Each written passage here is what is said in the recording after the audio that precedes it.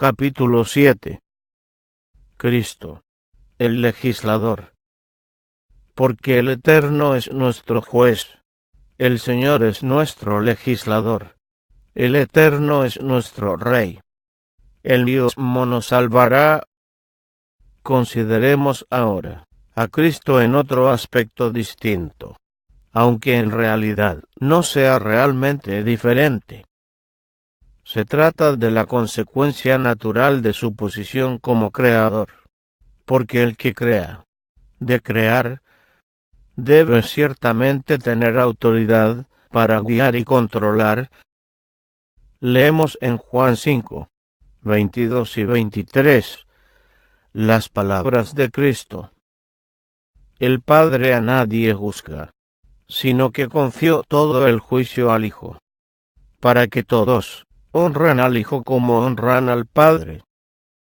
Tal como Cristo es la manifestación del Padre en la creación, así es también la manifestación del Padre, legislando y ejecutando la ley. Unos pocos textos de la Escritura bastarán para probarlo. En Números 21, 4 al 6, tenemos el relato parcial de un incidente sucedido mientras los hijos de Israel estaban en el desierto. Es este. Después partieron del monte Hor, camino del Mar Rojo, para rodear el país de Edom, y el pueblo se impacientó por el camino, y hablaron contra Dios y contra Moisés. Porque nos hiciste subir de Egipto para morir en este desierto, donde no hay pan ni agua. Ya estamos cansados de este pan tan liviano. Y el Eterno envió entre el pueblo serpientes ardientes, que mordían al pueblo y murió mucha gente de Israel. El pueblo habló en contra de Dios y en contra de Moisés, diciendo: ¿por qué nos has traído al desierto? Encontraron defecto en su dirigente. Es por ello que fueron atacados por las serpientes. Ahora leamos las palabras del apóstol Pablo referentes al mismo evento. Ni tentéis a Cristo, como algunos de ellos lo tentaron, y perecieron por las serpientes. ¿Qué prueba esto? Que Cristo era el dirigente, contra quien estaban murmurando. Eso queda aún más claro por el hecho de que Moisés se puso del lado de Israel, rehusando ser llamado el hijo de la hija del faraón, y estimó el reproche de Cristo mayor riqueza que los tesoros de Egipto. Lee también 1 Corintios 10, 4, donde Pablo dice que los padres todos bebieron la misma bebida espiritual, porque bebían de la roca espiritual que los seguía, y la roca era Cristo. Así pues, Cristo era el dirigente de Israel desde Egipto. El tercer capítulo de Hebreos da fe del mismo hecho. Allí se nos invita a considerar al apóstol y sumo sacerdote de nuestra profesión, Cristo Jesús, quien fue fiel en toda su casa, no como un sirviente, sino como hijo sobre su propia casa. Versículo 1 al 6. Se nos dice a continuación que nosotros somos su casa, si retenemos nuestra confianza firme hasta el fin. Por lo tanto, el Espíritu Santo nos exhorta a oír su voz y a no endurecer nuestros corazones, tal como hicieron los padres en el desierto, porque hemos llegado a ser participantes de Cristo, si retenemos firme el principio de nuestra confianza hasta el fin. Entre tanto, que se dice: si oís su voz, la de Cristo, no endurezcáis vuestro corazón como en la provocación. ¿Quiénes fueron los que, habiendo oído, lo provocaron? No fueron todos los que habían salido de Egipto con Moisés, con quienes estuvo Dios Cristo enojado 40 años, no fue con los que pecaron, cuyos cuerpos cayeron en el desierto. Versículo 14 al 17. Se presenta aquí nuevamente a Cristo como el dirigente y comandante de Israel en sus 40 años de peregrinación por el desierto. Vemos lo mismo en Josué 5 y 13 al 15, donde leemos que aquel hombre a quien Josué vio cerca de Jericó, blandiendo una espada desenvainada en su mano. En respuesta a la pregunta de Josué, ¿eres de los nuestros o de nuestros enemigos?, dijo, no, yo soy el príncipe del ejército del Eterno, que he venido. En verdad, nadie se atreverá a discutir que Cristo fue el auténtico dirigente de Israel, aunque invisible. Moisés, el dirigente visible de Israel, se sostuvo como quien ve al invisible. Fue Cristo quien comisionó a Moisés a ir y libertar a su pueblo. Leamos ahora Éxodo 20, 1 al 3.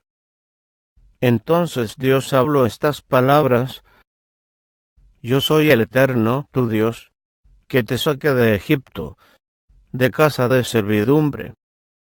No tendrás otros dioses fuera de mí. ¿Quién habló estas palabras? Aquel que los sacó de Egipto. ¿Y quién era el dirigente de Israel desde Egipto? Era Cristo. Entonces, ¿quién pronunció la ley desde el Sinaí? Cristo, el resplandor de su gloria, y la misma imagen de su ser real, quien es la manifestación de Dios al hombre. Fue el creador de todo cuanto haya sido creado, y aquel a quien se encomendó todo el juicio. Hay otra forma de llegar a la demostración de este punto. Cuando el Señor venga, será con aclamación.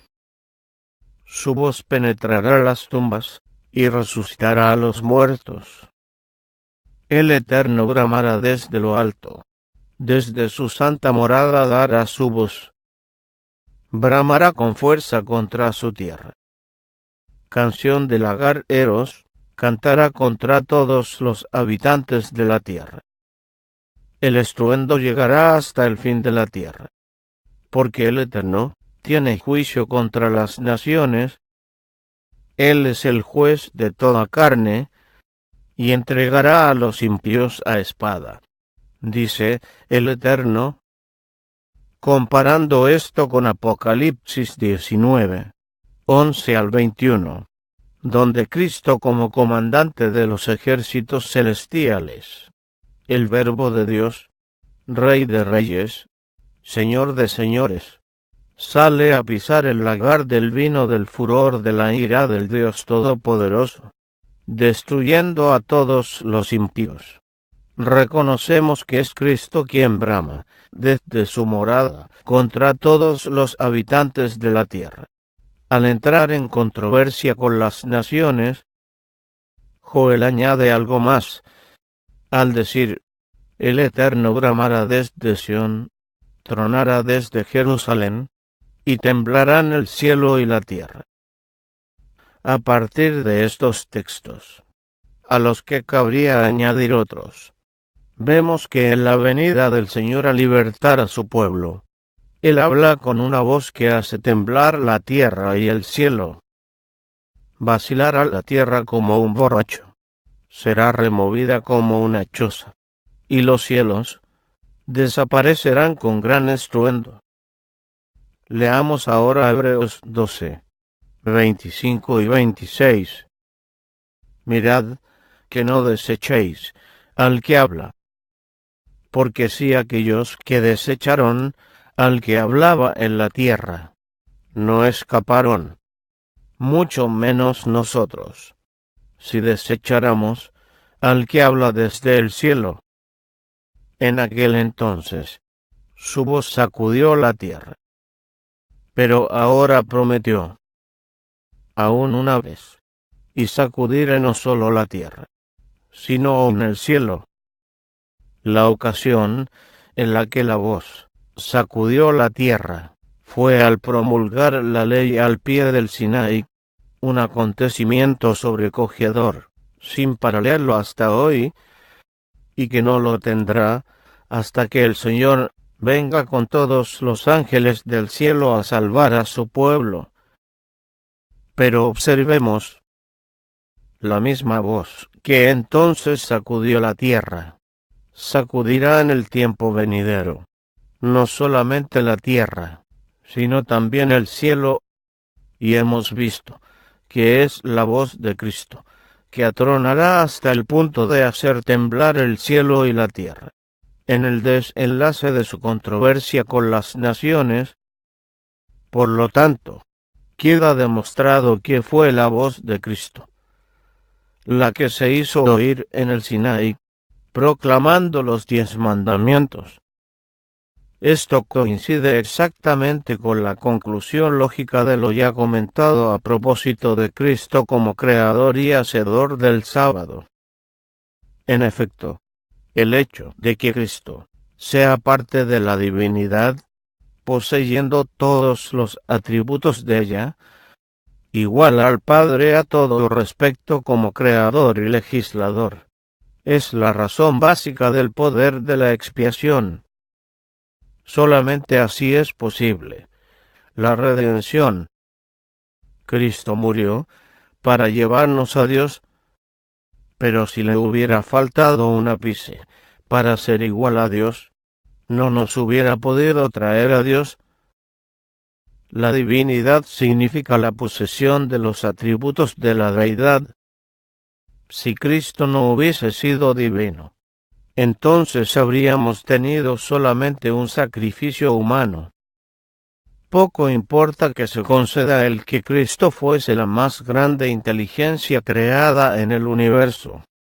En ese caso, hubiera sido meramente un ser en obligación de lealtad a la ley, sin posibilidad de mayor virtud que la de cumplir su propio deber. No habría podido tener justicia que impartir a otros. Hay una distancia infinita entre el más exaltado ángel que jamás haya sido creado y Dios. Por lo tanto, el ángel más exaltado que quepa imaginar no podría levantar al hombre caído y hacerlo partícipe de la naturaleza divina. Los ángeles pueden ministrar, pero solo Dios puede redimir. A Dios sean dadas gracias por salvarnos por la redención que hay en Cristo Jesús, en quien habita toda la plenitud de la divinidad corporalmente, y quien es en consecuencia capaz de salvar hasta lo sumo a los que vienen a Dios por él. Esta verdad contribuye a un más perfecto entendimiento de la razón, por la que se denomina a Cristo el Verbo de Dios. Es por medio de él como la voluntad y el poder divinos se dan a conocer a los hombres. Él es, por así decirlo, el portavoz de la divinidad, la manifestación de Dios. Es el quien declara, da a conocer a Dios al hombre. Plugo al Padre, que en él morara toda plenitud. Y así, el Padre no es relegado a una posición secundaria, como algunos imaginan, cuando Cristo es exaltado como creador y legislador, ya que la gloria del Padre brilla precisamente a través del Hijo, siendo que Dios se da a conocer solamente a través de Cristo. Es evidente que el Padre no puede ser honrado como debiera serlo por aquellos que dejan de exaltar a Cristo. Como él mismo dijo, el que no honra al Hijo, no honra al Padre que lo envió. Te preguntas cómo puede Cristo ser el mediador entre Dios y el hombre, y también el legislador. No hemos de explicar el cómo, sino aceptar el relato de las Escrituras, de que es así. Y el que sea así, es lo que da solidez a la doctrina de la expiación. La garantía que tiene el pecador del perdón completo y gratuito descansa en el hecho de que el legislador mismo, aquel contra quien se ha rebelado y ha desafiado, es el que se dio por nosotros. ¿Cómo es posible que alguien ponga en duda la honestidad del propósito de Dios o su voluntad perfecta para con los hombres, cuando se dio a sí mismo por su redención? Porque no hay que imaginar que el Padre y el Hijo estuviesen separados en esta obra. Fueron uno en esto, como en todo lo demás. El consejo de paz fue entre los dos, y aun estando aquí en la tierra, el Hijo unigénito estaba en el seno del Padre. ¡Qué maravillosa manifestación de amor! El inocente sufrió por el culpable, el justo por el injusto, el creador por la criatura, el hacedor de la ley por el transgresor de la ley, el rey por sus súbditos rebeldes. Puesto que Dios no eximió ni aun a su propio Hijo, sino que lo entregó por todos nosotros, ¿cómo no nos dará también con él gratuitamente todas las cosas? El amor infinito no pudo encontrar mayor manifestación de sí. Bien puede decir el Señor: ¿qué más se había de hacer a mi viña que yo no haya hecho?